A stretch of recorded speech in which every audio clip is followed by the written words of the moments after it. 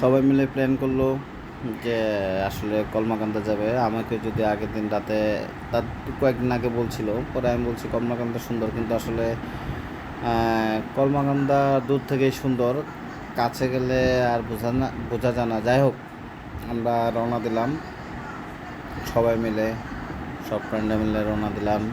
যাওয়ার সময় অনেক দেখলাম পানি উঠে গেছে, চতুর্দিকে শুধু রাস্তা ভেসে আছে।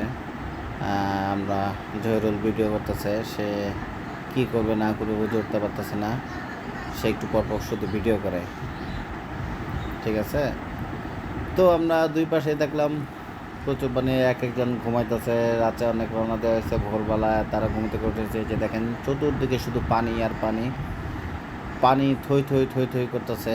মাছের কোনো অভাব নাই, যদিও মাছ আছে কিনা জানি না, পানি থাকলে মাছ থাকবে, এটাই স্বাভাবিক। তারপর আমরা অলরেডি চলে গেলাম কলমাকান্দার কাছাকাছি। আমরা দেখতে পাচ্ছি শুধু পানি আর পানি, বিল আর বিল। এটা মনে বিল না ধান ক্ষেত, তারপরেও বোঝা যাচ্ছে না যেহেতু ডুবে আছে। আসলে এদিকে মানুষের জীবনযাপন অনেক কষ্টের। আমরা শুধু যাচ্ছি আর যাচ্ছি, যাচ্ছি আর যাচ্ছি। ওই দূর পাহাড়ে যেতে আর কত সময় লাগবে সেটা আমরা জানি না, তারপরও মনে হচ্ছে জানি আমরা কাছাকাছি চলে আসছি। তো গাড়ির মধ্যে অনেক হাসি ঠাট্টা, গান আড্ডা সবই হলো।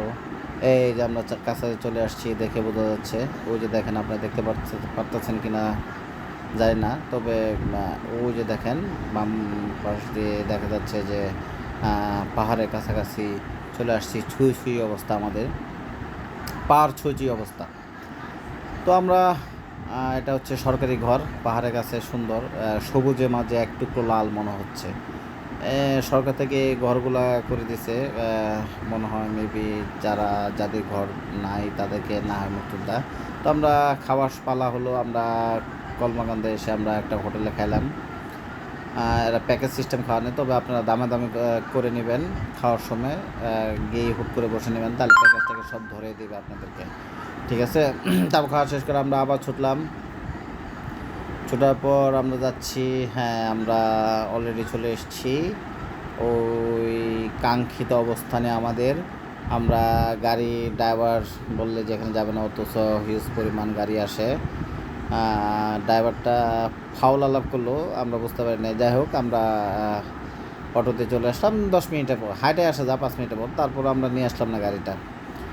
তো অবশেষে আমরা চলে আসলাম। এখন ছবি তোলা পালা, কাছাকাছি গিয়ে যে আমরা বর্ডার ক্রস করলাম। যদিও এটা তাদের গেট, এটা হচ্ছে, যদিও এটা আমাদের বাংলাদেশের মধ্যে পড়ছে। অনেকে বলে যে খুব সুন্দর, তেমন না, দূর থেকে সুন্দর, কিন্তু কাছে গিয়ে তেমন মজা পেলাম না। একবার গেলেই আর যেতে ইচ্ছে করবে না।